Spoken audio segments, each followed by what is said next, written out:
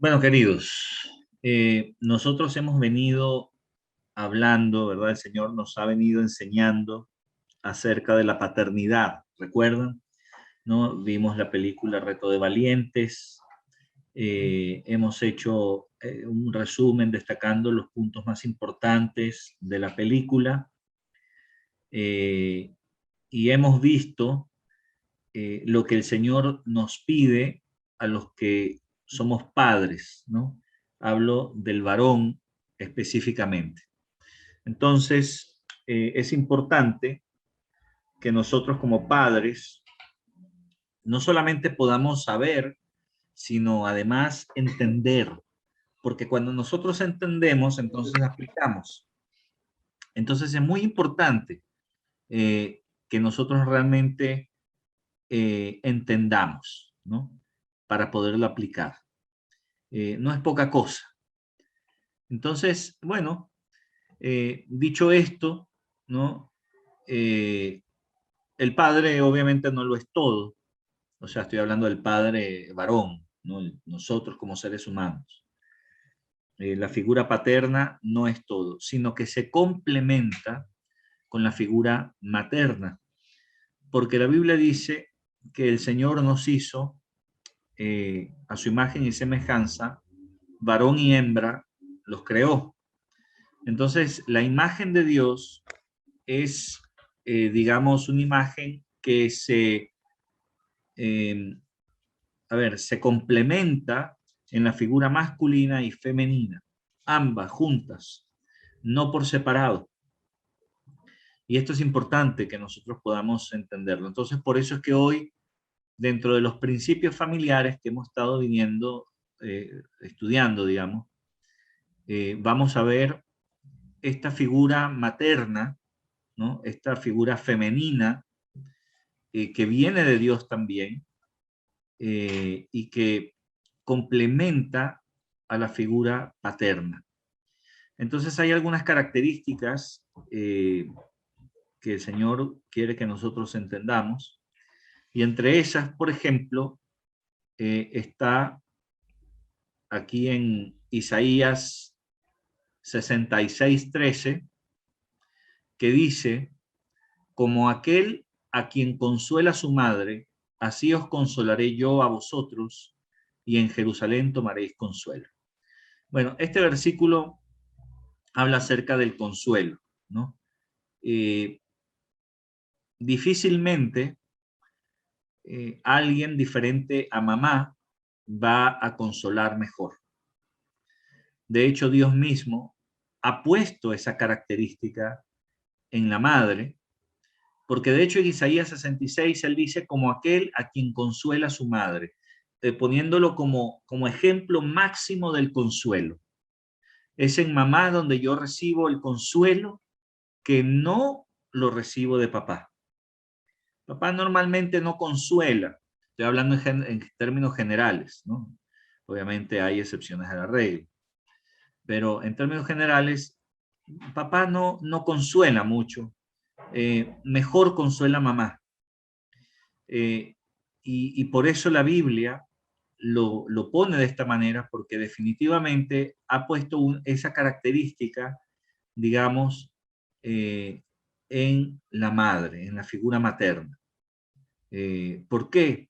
Bueno, porque el Señor hizo a las mujeres, en términos generales, obviamente, las hizo más emotivas y por lo tanto más empáticas, pueden ponerse en el lugar de otros con más facilidad que un varón, y esto hace que tengan una empatía particular con los hijos, ¿no? Donde papá, por ejemplo, en medio de una reprensión puede decir que aprenda, ¿verdad? Y puede ser muy duro, eh, y, pero normalmente mamá no es tan dura, porque eh, se, se, se identifica, lo vive junto con el hijo, eh, digamos, es más compasiva desde ese punto de vista, y a la hora de algo está mamá consolando, ¿no? Normalmente es así. O sea, el diseño original de Dios es así. ¿Qué pasa? que uno se pone a pensar, bueno, pero es que en mi caso no fue así. Es que mi mamá fue muy dura, ¿verdad? Y mi papá nunca estaba, o al contrario, mi papá era el que me consolaba y mi mamá no estaba ni ahí, ¿verdad? Y era una mujer súper dura. Bueno, es que esos son quebrantamientos, queridos, ¿no?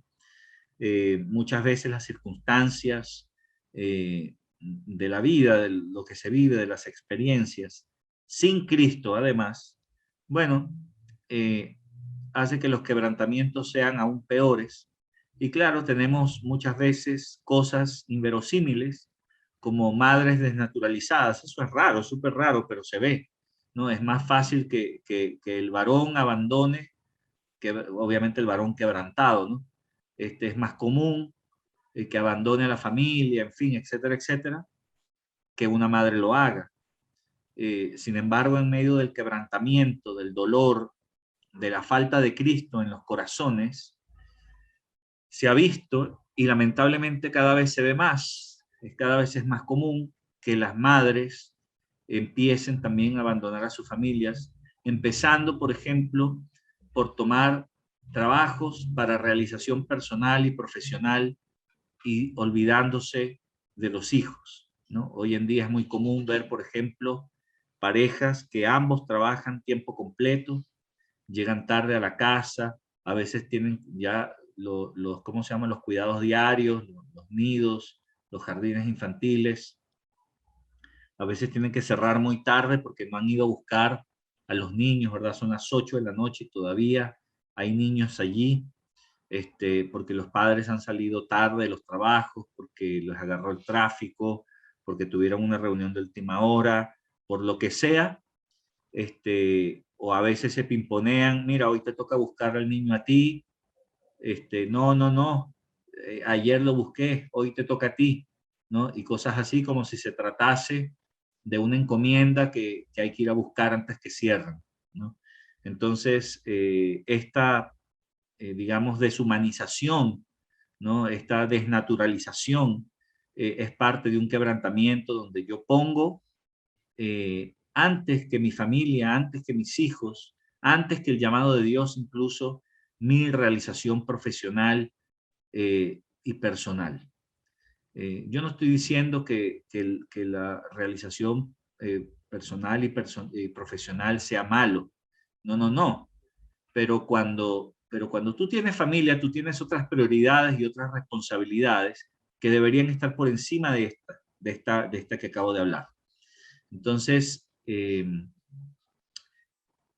diseño original del Señor es que papá es el proveedor de la casa, papá es el que se ausenta mayor tiempo, pero papá tiene también muchas otras responsabilidades también dentro del hogar, por eso es que tampoco puede irse todo el tiempo, sino que tiene que buscar un equilibrio también entre su casa. Él es el responsable de llevar la palabra de Dios a su casa, pero al mismo tiempo es el responsable de la provisión. Entonces hay que encontrar ese equilibrio. La carga de la manutención familiar se la dio principalmente a papá, no a mamá. De hecho, no es raro ver, por ejemplo, en mi experiencia ya profesional de más de 20 años, eh, normalmente, ¿sí? Siempre hay excepciones a la regla, como te digo, tú podrás conocer mujeres que son súper duras, súper, ¿verdad? Casi masculinas, pero normalmente, porque lo he visto, cuando los jefes, por ejemplo, llega el jefe y regaña fuertemente al trabajador, si este es hombre, bueno, incluso puede hasta discutirle, ¿no? Y decirse las cosas en la cara y golpear la mesa y ponerse rojo y salir peleando. O bueno, agachar la cabeza, está bien jefe, no volverá a pasar y salir de ahí despotricando. O sea, estoy hablando en lo natural, ¿no? Yo no estoy hablando con Cristo, sino en lo natural, lo que yo he visto, lo que yo mismo he experimentado, no sé qué. Pero cuando le sucede a una mujer, normalmente sale llorando, sale devastada, sale quebrantada, sale dolida, porque obviamente las emociones ahí juegan en contra y tú ves obviamente, se nota a todas luces mayor fragilidad emocional. ¿Por qué? Porque en el diseño original de Dios la hizo así, no para que vaya y pelee con el jefe en una oficina y tenga un trabajo de tiempo completo y compita con sus pares varones. No, sino que la hizo así para que se identifique con el dolor y con los sentimientos de sus hijos y ella pueda cumplir con su rol de madre y consolar y ser empática y enseñar y todas estas cosas que son importantes porque dan estabilidad también emocional a los hijos, ¿no? Una familia sin madre, por ejemplo, es una familia coja, disfuncional, que le falta la parte emocional que es tan importante para el desarrollo de la vida. Hoy en día ¿cómo se llama? Contradictoriamente, ¿no? Por un lado, las empresas buscan ahora personas con habilidades blandas, altamente desarrolladas, en medio de una sociedad que no las tiene, en medio de una sociedad donde la familia se ha roto y donde las habilidades blandas simplemente no están en el funcionamiento que deberían estar, sino están a un nivel, digamos, extremo, exacerbado, exagerado, distorsionado, ¿no? Que no cumplen con el rol que debe ser. Entonces, claro, por eso es que no es de extrañar que hoy en día, por ejemplo, haya la sociedad, ¿verdad?, llena de gente que pide tolerancia, ¿no? Porque yo soy diferente, porque yo me creo, no sé, poste de luz o perro, o hombre o mujer o niño, ¿verdad?, o lo que sea. Tú me tienes que respetar, pero yo a ti te violento, ¿no? Porque yo soy el vulnerable, el pobrecito, y entonces hay todo un relativismo, donde nosotros los cristianos, por ejemplo, somos homofóbicos, somos anticuados, retrógrados, ignorantes, etcétera, etcétera. No sabiendo que es al revés, ¿no? Porque Romanos 1 dice exactamente lo contrario. Así que toda esta distorsión, ¿verdad? Donde por un lado soy la víctima, pero por otro lado puedo ser inquisidor, ¿no? Y hay una especie de bipolaridad, de doble cara en la misma moneda. este, todo esto es dado justamente por la ruptura familiar, el quebrantamiento que hay en las familias y que una cosa ha llevado a la otra, ¿no? Entonces, claro, es una cadena de hechos, pero nosotros estamos viendo acá lo que es, a la luz de la palabra de Dios, lo que es el diseño original para el hombre y para la mujer. Entonces, por eso es que aquí la Biblia señala que no hace a la mujer, digamos, con características masculinas o dura, sino por el contrario, empática. Y por eso es que ella pueda consolar. Porque una persona que no es empática no puede consolar. No sabe qué decir, se queda corto, se incomoda, hasta se molesta, ¿verdad? Porque no hay empatía. Al no haber empatía, trata de ser netamente funcional, incluso sabe que debe decir algo, pero no sabe qué, justamente porque no hay, carece de las emociones, de la madurez emocional o de la inteligencia emocional suficiente para poder consolar verdaderamente. Ahora, Dios puso esto en ustedes, mujeres. Dios no ha puesto dureza, sino ha puesto empatía, dulzura, consuelo en ustedes, mujeres, más que en nosotros los hombres. Entonces, esto es una característica femenina que el Señor entregó y que Él es así. Él tiene estas características porque Él las entregó, ¿verdad?, a lo que nosotros hoy llamamos mujer, pero todo proviene de Dios. Entonces, por eso es que el Señor dice aquí en Isaías, como aquel a quien consuela a su madre, así los consolaré yo a ustedes. O sea, porque Él sabe cómo consolar como una madre, aunque Él es padre, pero las características femeninas también salieron de Dios. No vienen de por ahí, aparecieron de pronto como por arte de magia, ni tampoco viene de Satanás, ni nada de eso, sino que viene de Dios. y Él sabe consolar, así como una madre consuela a su hijo, ¿no? De paso, el versículo dice, y en Jerusalén tomaréis consuelo. Es en Jerusalén donde vamos a nosotros a consolarnos. Esto no quiere decir que ahora vamos a comprar boletos a Israel, ¿verdad? Y nos vamos a ir a Jerusalén porque ahí vamos a ser consolados de todas nuestras cosas. No, pero Jerusalén, tu Jerusalén, está en tu corazón, allí donde está Cristo ahora, donde está el Espíritu Santo. Allí es donde el Señor consuela. Ya no tienes que tomar un ticket de avión para viajar hasta allá, sino que ahora tienes al Espíritu en tu corazón. Es allí donde ahora tú puedes ser consolado. Hay otro versículo que me estoy acordando ahorita, no lo puse acá en esta presentación, pero dice, aunque tu padre y tu madre te abandonen, ciertamente yo no te abandonaré. ¿Por qué? Porque no importa incluso lo que te digan tu padre, tu papá quebrantado, tu mamá quebrantada, no importa lo que te digan, el Señor está contigo.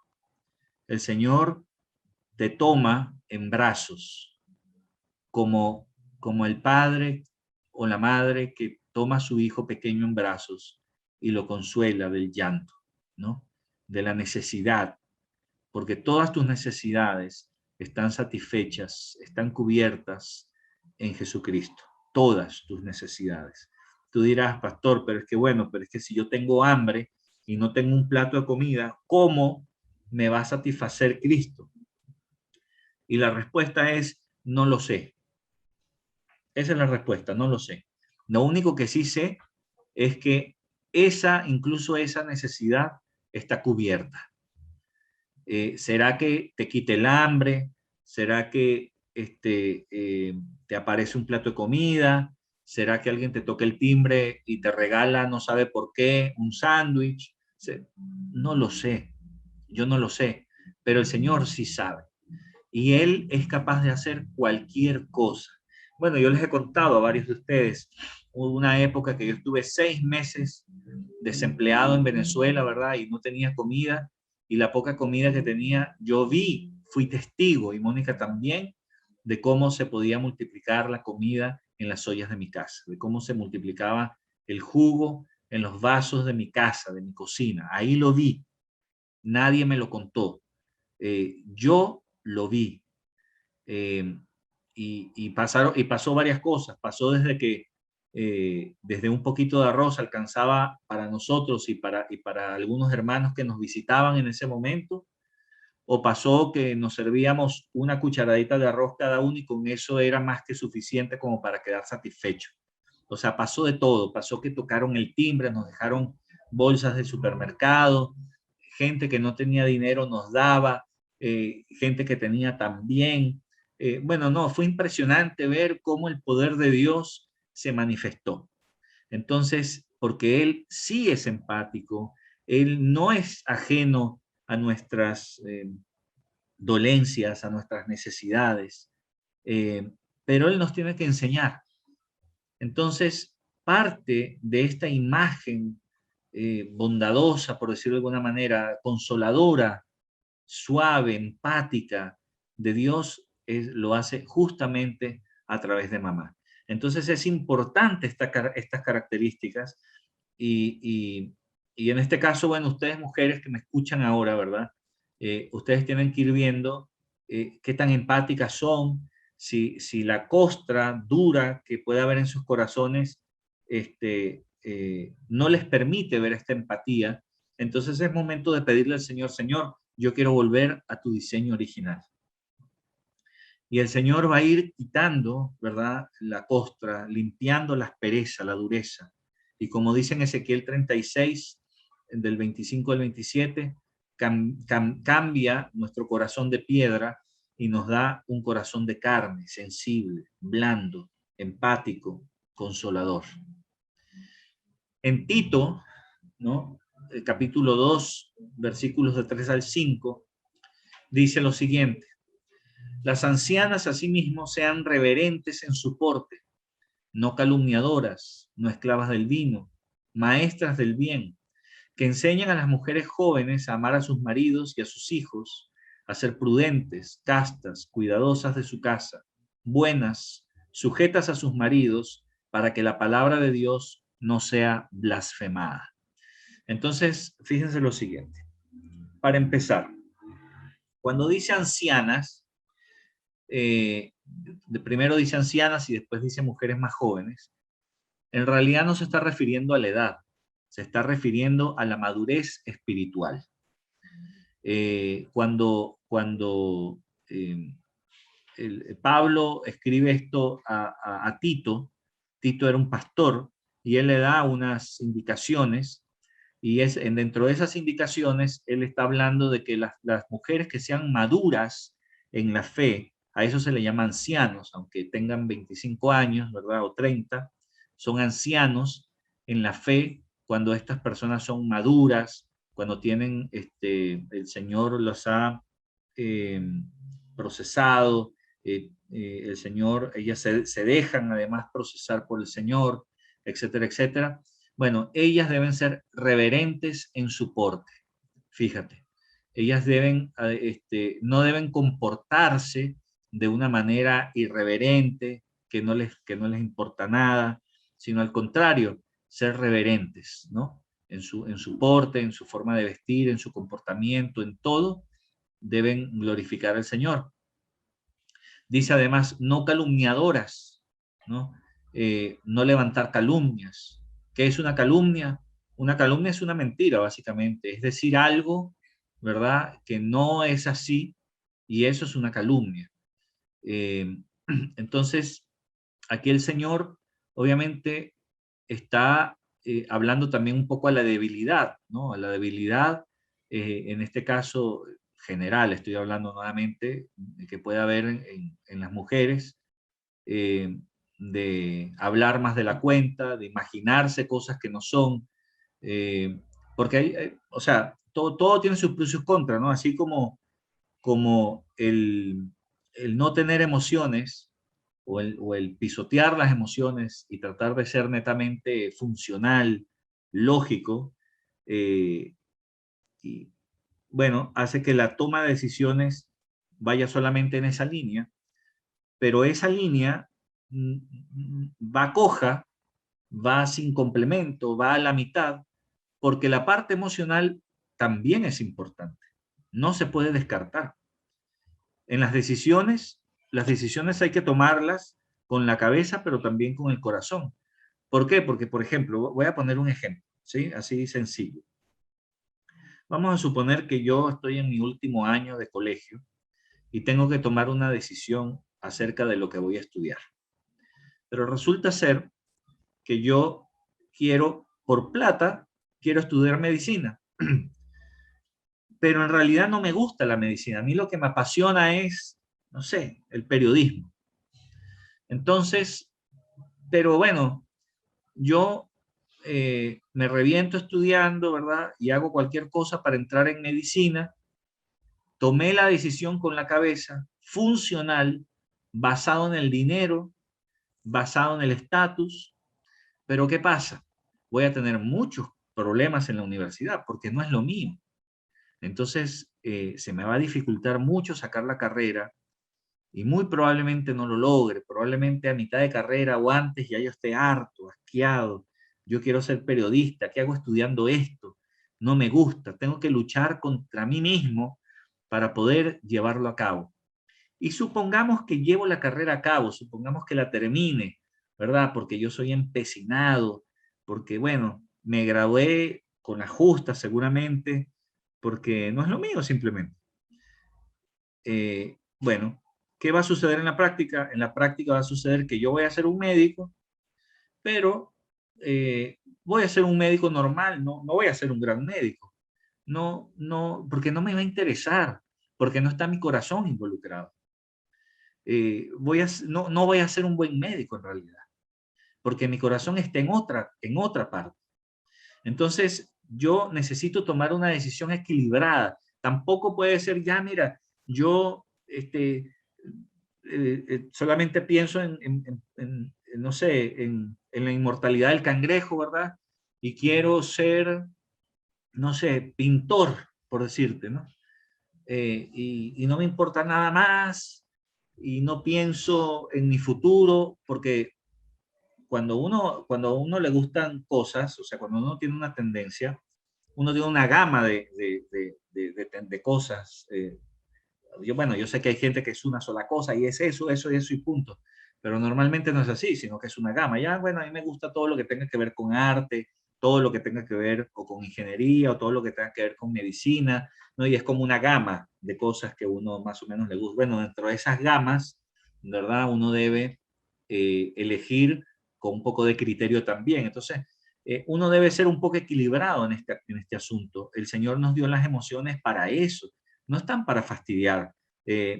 Entonces, bueno, como dicen en Venezuela, ni tan calvo ni con dos pelucas, ¿no? Sino que uno debe ser equilibrado en esta toma de decisiones, pero definitivamente la razón, la lógica y las emociones deben entrar, engranar para que mi vida tenga este equilibrio. Entonces, es importante que esto funcione de esta manera. Entonces, a veces ocurre que cuando hay enojo, ¿no?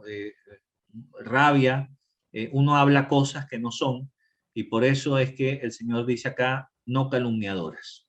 ¿Ya? Una mujer ya madura en la fe no debe ser calumniadora, no debe estar hablando lo que no debe, no debe andar hablando lo que ella piensa nada más porque lo piensa o porque lo siente o lo cree así. No, no es propio de una mujer madura en la fe de estar hablando cosas solamente porque las cree o las piensa de una determinada manera, ¿no? Después dice, no esclavas del vino. O sea, tampoco, ¿verdad? La bebida, por ejemplo, debe ser una cosa controlada, no deben ser esclavas de nada. No sé si se acuerdan los martes que estamos estudiando en Corintios, decía también, todo me es lícito, pero no todo conviene. Todo me es lícito, pero no me dejaré dominar de nada. Entonces, no nos podemos dejar dominar por nada, ni por el vino, ni por la comida, ni por el dinero, ni por los bienes materiales, ni por los hijos, ni por nada. Al contrario, dice acá, maestras del bien, es decir, tienen un rol fundamental en enseñar todo lo que tiene que ver con la palabra de Dios, con su ejemplo, ¿no? No solamente con sus palabras, maestras del bien. ¿Qué es el bien? Bueno, todo lo relativo al Señor. Ese es el bien. Es más, que dice que enseñen a las mujeres jóvenes a amar a sus maridos y a sus hijos, ¿no? Este, esta es una premisa, digamos, dentro de lo que Dios nos dice a nosotros como su pueblo, y en este caso en el rol particular de las mujeres. Las mujeres en la iglesia deben aprender a amar a sus esposos y a sus hijos, ¿no? Eh, eh, digamos, este mandamiento que el Señor da, por ejemplo, hoy en día es escaso, como venía diciendo. Las personas tratan o aman más, se aman más a sí mismos. Estoy hablando de hombres y mujeres en realidad. Se aman más a sí mismos, prefieren egoístamente su realización propia antes que los hijos. Si ese es el caso, ¿verdad? Y si, por ejemplo, una mujer, una pareja está soltera, no tengan hijos, no tengan hijos, ¿verdad? Pero con todo y que no tengan hijos, van a tener ellos que amarse entre ellos, entre esposo y esposa, ¿no? Van a tener que amarse, van a tener que conocerse, porque además cuando las parejas, porque también he conocido y también he sabido, me he enterado por otros lados, de parejas donde no tienen hijos, ¿verdad? Pero se abocan a sus trabajos completamente y terminan separados, terminan divorciados porque, porque no se conocen, porque se casaron, ¿verdad? Porque en algún momento se enamoraron, qué sé yo, pero se abocaron a sus trabajos, entonces cada uno está casado con su trabajo en realidad, y eso rompe la relación, ¿no? Entonces él viaja, ella también, Si él tiene que ir para el norte, yo tengo que ir para el sur, o sea, olvídalo.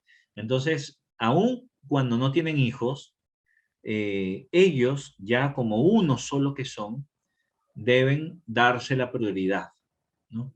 De hecho, por eso es que dice primero amar a sus maridos y a sus hijos. Hijos está en segundo lugar, porque esa es la otra cosa. Muchas veces yo he preguntado a las personas, sobre todo mujeres, y dicen, para mí lo más importante son mis hijos, ¿no? Yo miro y respiro, ¿verdad? Vivo a través de mis hijos. Es lo más importante para ellas normalmente. Para los hombres es el trabajo, ¿no? Normalmente es así. Entonces, ¿qué pasa? Que este cambio de prioridades, bueno, hace que la familia sea disfuncional, porque ni el trabajo ni los hijos deben ser primero. Siempre lo primero debe ser el Señor. Y justo en segundo lugar debe ser el cónyuge. No pueden ser los hijos. Porque cuando tú te enfocas en los hijos solamente, el esposo o la esposa quedan relegados a otro plano, a un inferior, cuando no es así. Y los hijos además necesitan de la plataforma matrimonial para ellos sentirse bien, para ellos sentirse seguros. Los hijos necesitan seguridad, estabilidad. Cuando papá y mamá entran en conflicto y llegan a situaciones donde incluso hay divorcio, el dolor profundo que causamos en nuestros hijos es un dolor que solamente Cristo puede sanar. Y muy probablemente ellos repitan el patrón cuando se casen. Porque el divorcio viene a ser una opción. Cuando bíblicamente hablando, no tenemos opción de divorcio. En el estricto rigor. Entonces, nosotros, o en este caso las mujeres maduras en la fe, deben enseñar a las más jóvenes en la fe, no importa si tienen más edad, pero más jóvenes en la fe, deben enseñarles a amar a sus esposos y también a sus hijos. También dice que les enseñen a ser prudentes. O sea, obviamente es todo lo contrario a ser imprudentes, a no decir o hacer cosas imprudentes, sino todo con prudencia, con inteligencia. Además deben ser castas. Habla de la exclusividad matrimonial, ¿verdad? En la intimidad sexual está hablando. Deben ser castas, exclusivas de sus esposos. No deben andar flirteando, coqueteando con otros, ¿verdad? Sino que deben ser castas en todo el sentido de la palabra. Después deben ser cuidadosas de su casa. Fíjense, la mujer para el Señor la puso para cuidar su casa, en todos los sentidos. Después, buenas, bueno, buenas en el sentido de que ellas obedecen al Señor y además están sujetas a sus maridos. Entonces, primero hay una sujeción al Señor, eso quiere decir la palabra buena que está traducida en esta Biblia, ¿ya? Se sujeta al Señor primeramente y a sus esposos. Como dice en otra parte de la Biblia, dice que ellas estén sujetas como al Señor, lo vamos a ver ahora en Efesios. Sujetas a sus maridos. Sujetas, ¿qué quiere decir? Que el marido lidera, el esposo lidera. No estoy hablando del novio, no estoy hablando de la pareja, estoy hablando del esposo. La que está casada, ella debe permitir que su esposo lidere, ¿no? Entonces, eso significa estar sujeta, donde ella se sujeta y se deja guiar por su esposo. ¿Y para qué todo esto? Todo esto tiene un fin que trasciende cualquier egoísmo y cualquier, digamos, punto de vista u opinión que podamos tener, para que la palabra de Dios no sea blasfemada, que es justamente lo que ha ocurrido hasta ahora y lo que sigue ocurriendo, que la palabra de Dios es blasfemada porque nosotros los cristianos nos hemos comportado como mundanos en muchas áreas de la vida. Y el mundo se ha dado cuenta y lo ha visto. Las tasas de divorcio, por ejemplo, dentro del cristianismo, por decirlo así, como si fuera una religión, dentro de la iglesia es casi tan alta como la tasa de divorcios de personas que no son cristianas. Casi tan alta. Es prácticamente el 50%. Bueno, esto es terrible en realidad, porque quiere decir que no conocen, ¿verdad? La voluntad de Dios para sus vidas, porque no se dan cuenta de lo que el Señor está trabajando con ellos, ¿verdad? Estoy hablando de ambos, hombre y mujer, y por lo tanto, eh, cada uno hace egoístamente lo que mejor le parece, ¿no? Todo rayando en el orgullo, en la soberbia, ¿verdad? Donde yo no me voy a dejar pisar por ti. ¿Quién te has creído tú para decirme esto, verdad? Te metiste con la persona equivocada, te encontraste con la horma de tu zapato y todas estas reacciones, todas estas palabras ásperas, duras, vienen únicamente de la soberbia, de un corazón quebrantado,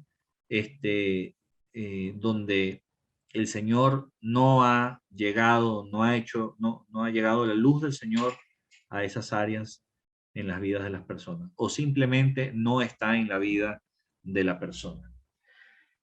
Entonces, es importante que nosotros entendamos estas cosas, queridos, porque así vamos a tener casas que funcionen, digamos, a la luz de la palabra de Dios.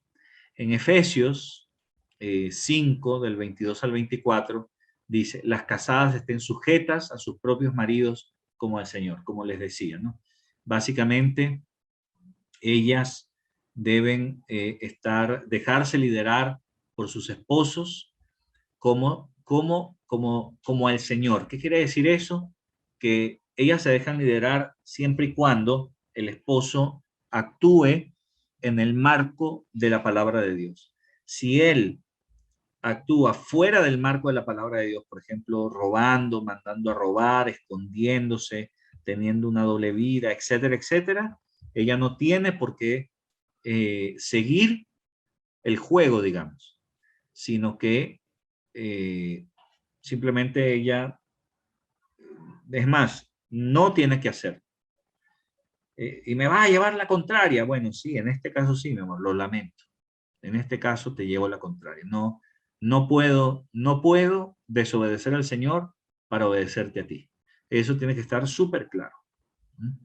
Entonces, es importante. Dice en el 23, porque el marido es cabeza de la mujer, así como Cristo es cabeza de la iglesia, la cual es su cuerpo y él es su salvador. Entonces, claro, está diciendo que el marido es autoridad de la mujer, así como Cristo es autoridad de la iglesia, y hace una comparación del matrimonio con la unión de Cristo y su iglesia. Pero claro, aquí habla, por ejemplo, del esposo que es cristiano también, de que el esposo que ha aceptado a Cristo, no hay ningún problema. O sea, no hay ningún problema en el sentido de que, bueno, él tendrá que ir aprendiendo en el camino, porque ojo, todos aprendemos en el camino, ¿no? A liderar su casa, a liderar a su esposa de la forma bíblica, ¿no? Cada vez más bíblica, cada vez más, y van pasando los años y cada vez más, aunque sea poco a poco, pero de todas maneras cada vez más. Y ella debe dejarse guiar cada vez más porque él incorpora a Cristo en su vida cada vez más, ¿no? ¿Por qué? Porque el marido es autoridad de la esposa. El esposo es autoridad de la esposa, no para que la mandonee, no para que le diga qué tiene que hacer, no para que sea el jefe, el capataz, el patrón de fondo, nada de eso, sino al contrario, el que le sirve, ¿no? El que ora por ella, el que le dice, no te preocupes, amor, yo lavo los platos, ¿verdad? Tú estás cansada, eh, ¿por qué no vas y te lees algo, verdad? ¿Por qué no vas y vemos un poco de televisión o una película? deja su momento allí, ven, descansa, te veo agotada, ¿verdad? Masaje en la espalda, masaje en los pies, ¿por qué no? Son cosas que el esposo puede hacer por ella y no dejar de orar por ella, ¿no? Imponerle manos, orar, estar pendiente de sus necesidades espirituales. Eso es parte del servicio que el esposo tiene que hacer con su esposa, ¿no? Así como Cristo, ¿verdad? Esa autoridad de la iglesia, la cual es su cuerpo y Él es su Salvador. Él trabaja por nosotros como iglesia. ¿Cómo actúa Cristo en tu vida? ¿Es un patrón de fútbol? ¿Es un capataz que te dice, bueno, ya, a hacer esto, callado? No, nada de eso, ¿verdad? Porque no nos trata así con despotismo, es como si fuéramos, digamos, mm, eh, digamos, unos lacayos, sino que al contrario nos trata con amor, nos trata con misericordia, está pendiente de nosotros. Bueno, asimismo, nosotros haciendo igual con nuestras esposas. Pero ella se debe sujetar, y lo dice acá, porque él es autoridad de ella puede descansar en eso, no tiene que tener la carga de ser la cabeza de su casa, no tiene que tener la carga, ni tiene que ser la que provee, ni tiene que ser la que pague todas las cuentas, ni nada de eso, sino que eso se encarga el esposo. Eso es responsabilidad del esposo. Él la sirve a ella. Así que, mujer que me escuchas, tú puedes descansar en el Señor de que Él va a transformar a tu esposo, así como lo dice, ¿verdad? Y ya lo está transformando y tú puedes descansar de una vez en eso. No tienes que angustiarte más. Entonces después dice, así que como la iglesia está sujeta a Cristo y se deja guiar por Cristo, así también las casadas lo estén a sus maridos en todo. No en lo que tú quieres, no en lo que a ti te parece, sino en todo. ¿Pero en todo qué? En todo lo bíblico. Porque tampoco puede ser en todo, ¿no? Lo que no es bíblico, eso queda fuera de la ecuación.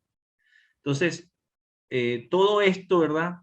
Va trabajando justamente en la tranquilidad, en la empatía que la mujer debe dar. Ella, en el diseño original de Dios, ella está para eso, para ser ayuda idónea justamente. ¿Se acuerdan que en el versículo anterior habíamos leído que ella debe cuidar a su esposo, amar a su esposo y a sus hijos? Bueno, tiene que ver con eso. Ella no está para salir, trabajar y mantener al marido, sino que está para amarlo, para cuidarlo. Ella es la ayuda idónea, acuérdate, es la cabeza también de sus hijos, y la cabeza, como te recuerdo, así como el esposo es tu cabeza y no está ahí para ser tu jefe, asimismo tú estás como cabeza de tus hijos, no para que seas la jefa, sino para que le sirvas a tus hijos también, así como Cristo y tu esposo te sirven, o como Cristo te sirve, ¿no? Y tu esposo debería servirte. Entonces, tú debes replicar eso también con tus hijos. Eh, y tienes esa responsabilidad con tus hijos. Así que bueno, vamos a pasar a lo siguiente también que es importante. Primera de Pedro 3, del 1 al 2, por ejemplo, dice, asimismo vosotras mujeres estad sujetas a vuestros maridos, para que también los que no creen a la palabra sean ganados sin palabra por la conducta de sus esposas, considerando vuestra conducta casta y respetuosa. Fíjense que lo siguiente, incluso este versículo va para aquellas que se casaron con hombres que no son cristianos. Entonces dice que ellas incluso a esos que no son cristianos, ellas deben estar sujetas. Porque cristiano o no, el esposo es autoridad de su esposa. Entonces, claro, ella se va a sujetar como al Señor, obviamente. Seguramente entre una casada con un cristiano y una casada con uno cristiano, muy probablemente la que está casada con el cristiano se sujete más a su esposo porque hay más cosas bíblicas. Pero independientemente de eso, ella debe estar sujeta a su esposo y tiene un porqué, dice, para que también los que no creen a la palabra sean ganados sin palabra por la conducta de sus esposas. Quiere decir que ella no está ahí para predicarle. Ojo, ella no está ahí para andar predicándole al esposo mañana, tarde y noche, porque esa responsabilidad es para los hijos. A tus hijos les hablarás a tus hijos. No le dice a tu esposo, no le dice a tu marido, ni a tu esposa tampoco, sino a tus hijos. Aunque la responsabilidad también del esposo es sí hablarle a la esposa de la palabra de Dios, pero no al revés. Claro, ¿y cómo hago, pastor, si mi esposo no cree, si mi esposo es un inmaduro, si yo conozco más de la palabra? Bueno, aquí está la respuesta. Para que sean ganados sin palabra, solo por tu conducta. Pero ¿cómo? Si él es un falta de respeto, mujer, solo por tu conducta. Solo por tu conducta, la cual debe ser casta y respetuosa. Pero es que él me dice casta y respetuosa. ¿Se acuerdan que para nosotros los hombres también había, teníamos que ser valientes, ¿no? Forzados, no me acuerdo ahorita la otra palabra, y varias veces hice ese ejemplo. En este caso es casta y respetuosa. No importa si tu marido se comporta como un cocodrilo, ¿verdad? Casta y respetuosa. Eso es lo que a ti te toca. Él podrá hacer lo que quiera, ¿verdad? Él no podrá conocer a Cristo, pero a ti te toca ser casta y respetuosa para que tu marido sea santificado en ti, que eres cristiana, y él pueda ser ganado sin palabra. No tienes por qué andar dándole bibliazos ni diciéndole nada, sino por tu conducta, por tu testimonio, por lo que tú hagas que sea apegado a la palabra de Dios.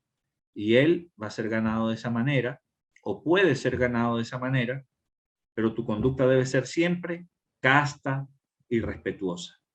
Eso quiere decir varias cosas. No tienes que andar gritando, no tienes que andar desesperándote, ¿verdad? Casta y respetuosa. Después en el versículo 3 dice, vuestro atavío no sea el externo de peinados ostentosos, de adornos de oro o de vestidos lujosos. Entonces, la mirada que tú tienes que tener de la vida no tiene que ser la externa, ¿verdad? De andar maquillándote. Yo he sabido de algunas mujeres, por ejemplo, que se levantan antes que el esposo para maquillarse, ¿verdad? Para que las encuentre siempre regias, ¿no? Por ejemplo, siempre de punta en blanco. ¿Por qué? Porque, bueno, tienen un quebrantamiento, obviamente, tienen un temor, ¿no? Y actúan de formas que no son, digamos, correctas delante del Señor, ¿verdad? Porque ponen su prioridad en la belleza, por ejemplo, ponen su prioridad en cómo se visten. Eso no quiere decir ahora que te vas a vestir con trapos rotos y vas a salir por ahí porque, bueno, cosas. No está hablando de que salgas desalineada, desarreglada. No estoy diciendo de que no te pintes, sino que lo que la Biblia está diciendo acá es que esto no sea tu prioridad. Eso es lo que está diciendo. Dios tiene que ser tu prioridad. En segundo lugar, tiene que ser tu esposo, después tus hijos. Entonces, claro, cómo te presentas tú no es importante, pero no es la prioridad. Si hay un quebrantamiento con ese tema, entonces hay que orar al Señor, ¿verdad? Escríbele, por ejemplo, a mi esposa, ¿verdad? En privado, y seguramente te va a poder orientar de mucha mejor manera. Pero aquí se habla justamente de que no sea tu prioridad, lo que te quita tiempo en realidad, lo que te quita el sueño, tu preocupación, ¿verdad?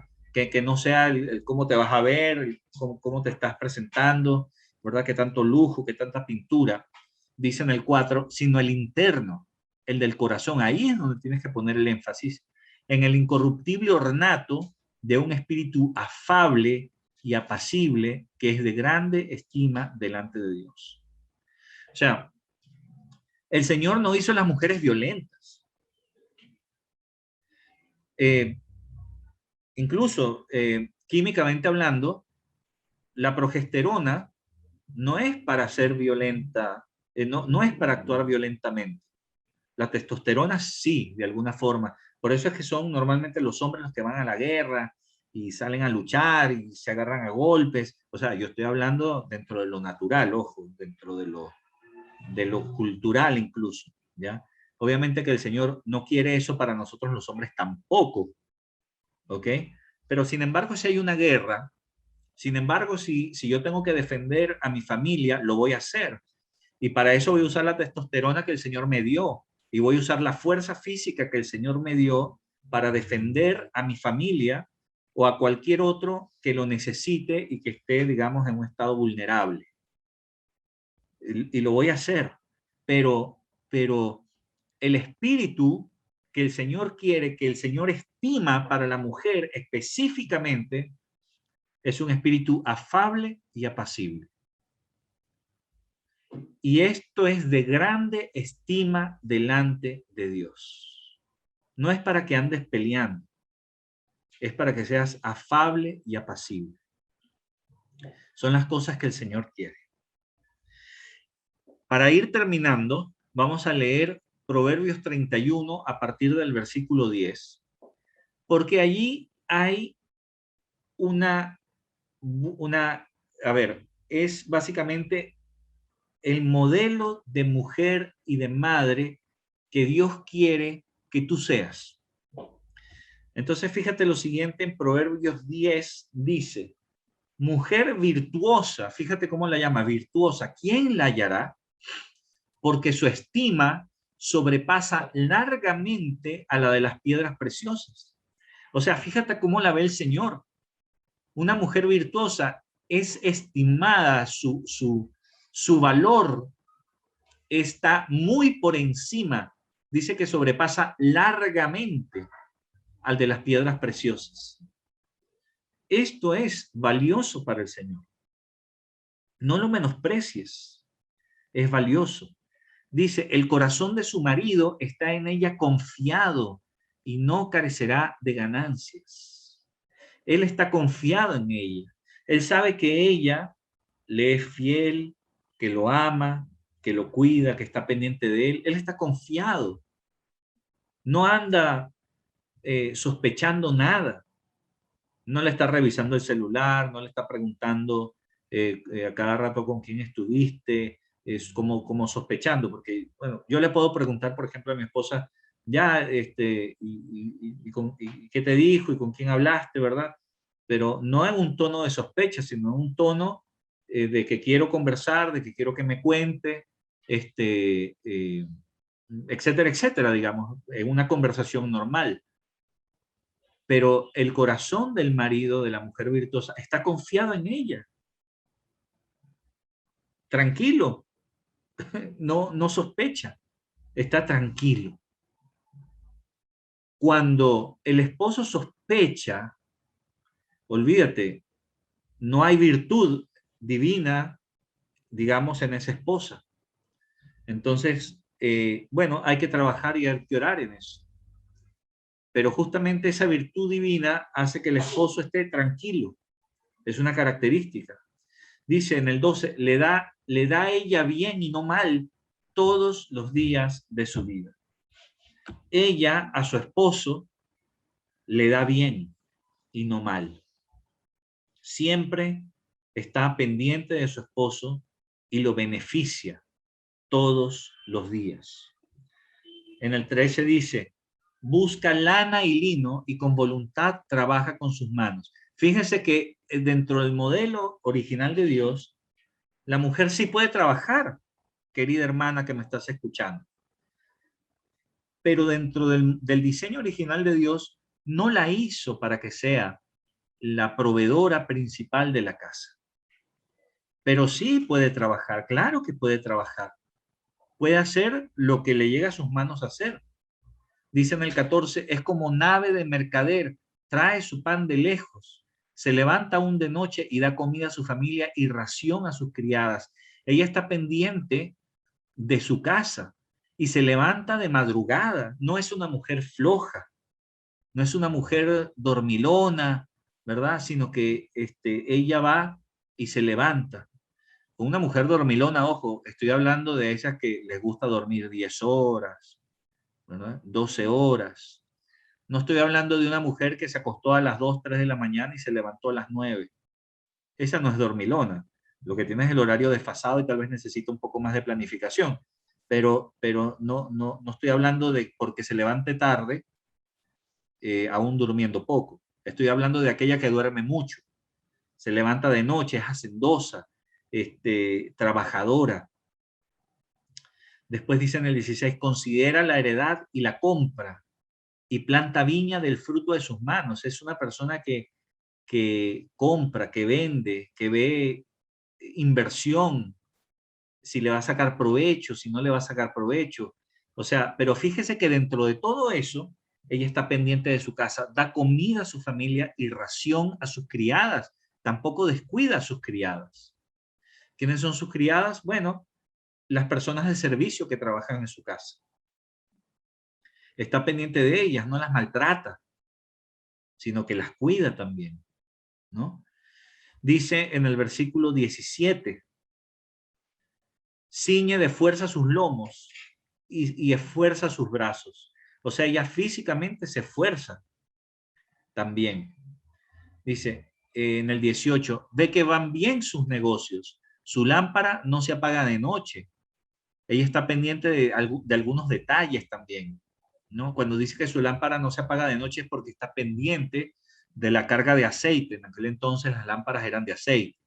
Para mantenerlas funcionando, tenían que tener aceite suficiente. Hoy en día tenemos bombillos, no hay problema, pero puede estar pendiente. Mira, muchachito, dejaste la luz prendida de tu cuarto, o va apagando luces, ¿verdad? Porque no tiene por qué desperdiciar energía, cuida la economía de la casa, en lugar de ser un hueco fiscal, al contrario, produce, ayuda, es una ayuda a su esposo, ¿no? Que es el proveedor principal, pero ella también se siente útil, productiva, pero no descuida su casa. Aplica su mano al uso y sus manos a la rueca. O sea lo que sea que haga, ella es productiva de todas maneras. Y fíjate que hay varios versículos que los dedica a ser productiva. Productiva. Es importante. Ojo, es importante. No quiere decir que siempre tiene que ganar dinero. Puede ser tan productiva que economice también dentro de su casa, y eso es igual que ganar dinero. En el versículo 20 dice, alarga su mano al pobre y extiende sus manos al menesteroso. Es una mujer que es misericordiosa, empática, sensible. No le es indiferente las cosas, sino que ella está pendiente de estos detalles. En el 21, no tiene temor de la nieve por su familia, porque toda su familia está vestida de ropas dobles. Fíjate, ella está pendiente hasta de qué se tiene que vestir, hasta cómo están vestidos su familia. Y cuando hablo de su familia, implica también al esposo. A mí me ha pasado a veces que he querido salir así y Moni me dice, amor, pero está haciendo frío afuera, no te vas a llevar una chaqueta, un suéter. Y, y, y cuando me dice eso, a veces yo salgo al balcón a ver cómo está el clima, a ver si de verdad lo necesito o no lo necesito. Si lo necesito, me lo pongo, y si no, le digo, no, está bien así nomás. Pero ya probé por lo menos. Pero la preocupación nació de ella, ¿no? Del cómo estoy, de si me queda bien, si me combiné bien, porque a veces uno se pone en lo que hay, y uno no está pendiente tanto de esas cosas, sobre todo cuando está apurado, en fin, pero ella sí está pendiente, ¿no? Entonces ella no tiene temor del frío, por ejemplo, porque sabe que su familia está protegida contra eso. Dice en el 22, ella se hace tapices de lino fino y púrpura es su vestido. O sea, ella, eh, como digo, nuevamente es productiva y hace varias cosas, no hace una sola. Eh, Esta es una característica que también el Señor dio a las mujeres y que uno lo toma a broma, el mundo lo reconoce también. La mujer es multifuncional, puede hacer varias cosas al mismo tiempo normalmente. Entonces, tiene esa característica. Normalmente, a ver, Dios le dio esa capacidad y esa capacidad es una capacidad organizativa también, porque para hacer varias cosas tú necesitas organizar. Entonces hay una gerencia, digamos acá, por ponerlo en términos empresariales, hay una gerencia, ¿verdad? Logística, gerencia administrativa, donde ella puede lograr hacer varias cosas y ser productiva en un solo día. Dios le dio esa capacidad. En el versículo 23 dice, su marido es conocido en las puertas cuando se sienta con los ancianos de la tierra. O sea, el esposo de ella, además de la mujer virtuosa, es alguien, no es cualquier persona. Bueno, no es de extrañar, una mujer virtuosa no se casa con cualquiera. Su esposo, en este caso, es conocido, dice. Es conocido, es honrado. Se siente incluso con los ancianos de la tierra, o sea, con los que saben, con los que tienen sabiduría, con los inteligentes. Esa es una característica, o sea, digamos, esta familia donde ambos han buscado a Cristo y donde ella ha sido transformada en una mujer virtuosa y él ha sido transformado en un hombre sabio, ¿verdad? Que hace todo lo que ya dijimos en los domingos anteriores que hacía, como hombre, como le toca. Después en el 24 dice, hace telas y vende y da cintas al mercader. Otra vez hablando de trabajo. En el 25, fuerza y honor son su vestidura y se ríe de lo porvenir. Está confiada, confía en el Señor, no importa que venga lo que venga, porque yo confío en mi Señor. Tiene fuerza, tiene actitud, tiene coraje, como se dan cuenta, pero ella es apacible, acuérdate, no es violenta.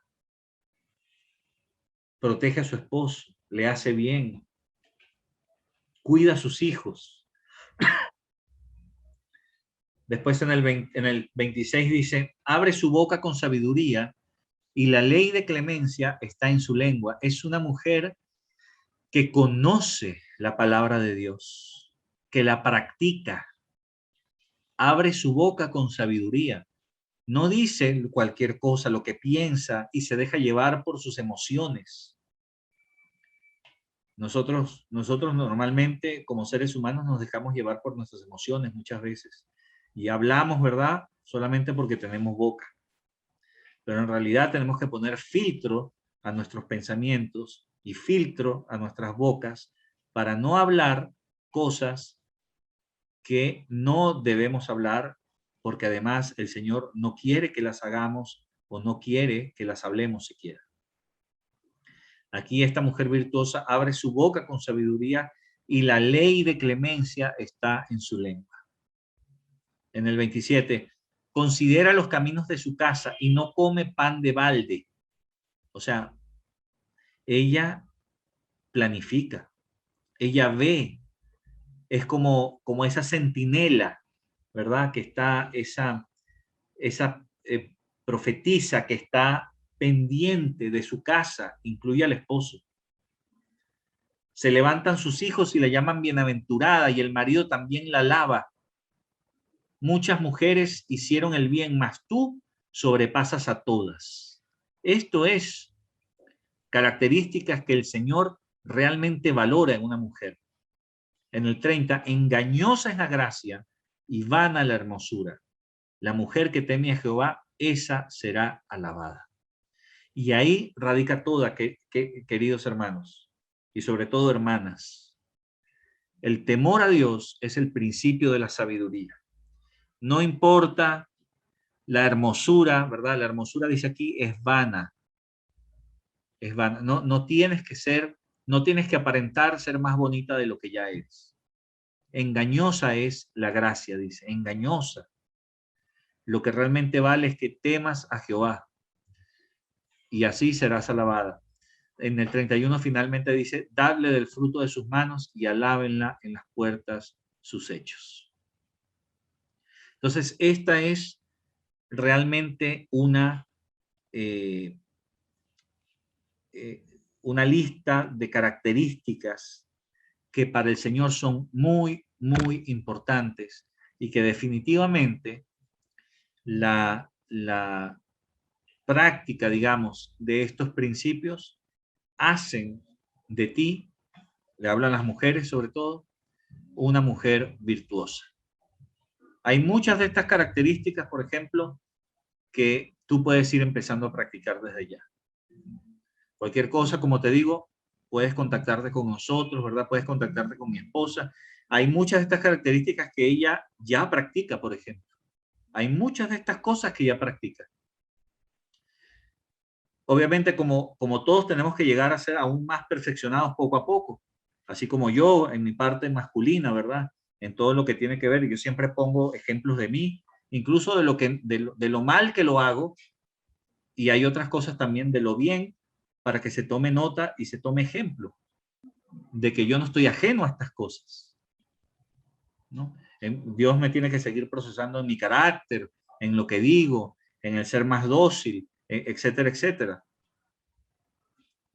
Y todos nosotros tenemos que llegar justamente a este conocimiento del Señor, de manera que estas virtudes, que en este caso se las hemos dedicado a las mujeres, también operen en nosotros los hombres, para que seamos lo que el Señor quiere que seamos todos y funcionemos como esta casa que vemos descrita aquí en Proverbios 31, donde el cuidado mutuo, donde la protección, la armonía, el amor y la palabra de Dios toman papeles preponderantes.